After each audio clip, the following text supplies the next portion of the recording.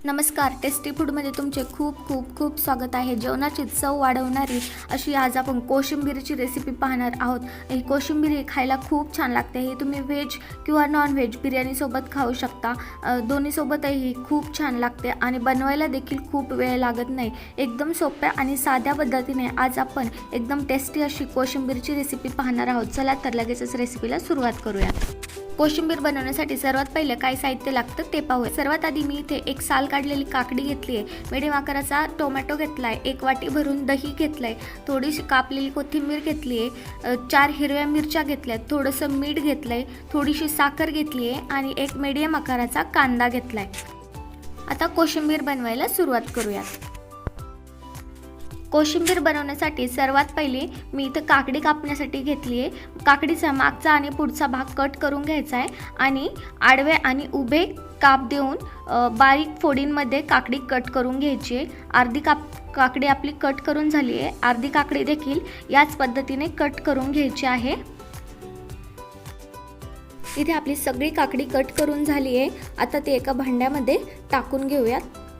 आता आपण यानंतर कापणार आहे ते आहे टोमॅटो देखील अर्ध कट करून घ्यायचे आणि त्याच्या 4 फोडी करायच्यात आणि त्याच्यातील बिया काढून घ्यायच्यात।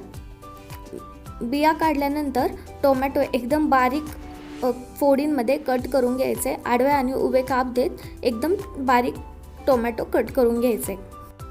इथे टोमॅटो देखील बारीक कट करून झालेला आहे। आता तो काकडी टाकलेल्या भांड्यामध्ये टाकून घेऊया। आता कांदा कट करायला घेऊया।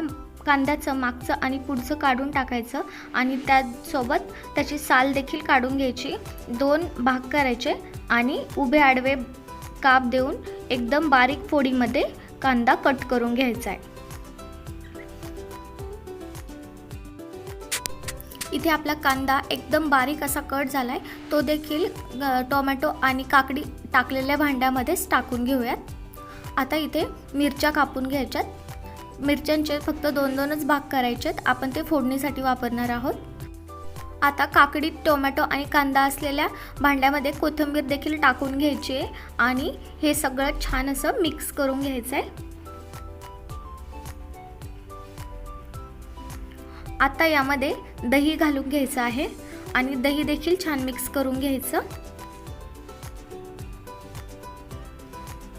संपूर्ण दही टाकून घ्यायचं आहे आणि मिक्स करून घ्यायचं आहे। आता यामध्ये साखर घालून घेऊया आणि साखरही छान मिक्स करून घेऊया। थोडंसं चवीपुरतं मीठ घालायचं आहे आणि मीठ देखील मिक्स करून घेऊयात। आता तडका तयार करून घेऊया आणि तो कोशिंबीरीमध्ये घालून घेऊया। तडका तयार करण्यासाठी मी एका मोठ्या चमच्यामध्ये अर्धा पळी इतकं तेल गरम करून घेतले। त्यामध्ये अर्धा चमचा इतकं जिरी आणि मोहरी घालून घेतली आणि आपण ज्या कापून ठेवलेल्या मिरच्या आहेत त्या देखील त्या तेलामध्ये घालून घेतल्यात। आता ह्या तडका कोशिंबीरीमध्ये घालून घेऊया आणि सगळं पुन्हा एकदा छान मिक्स करून घेऊयात।